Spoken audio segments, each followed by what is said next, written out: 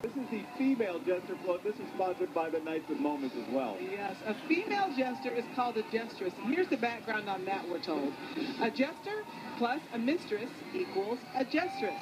They were pretty clever back then. I guess almost so. as clever as we are tonight. Yes. The clothing of jesters, it says here, was made from scraps of cloth to keep them warm in the winter. Thus, jesters had on different colored clothing all the time because they just put together various scraps. I understand that concept. Make whatever you've got work for you. Got it. That's a great looking float, though. And as we said, these floats are redesigned every year here and then stored in what they call a den here in Galveston, or even some of them come from New Orleans, redesigned every year depending upon the theme of Mardi Gras.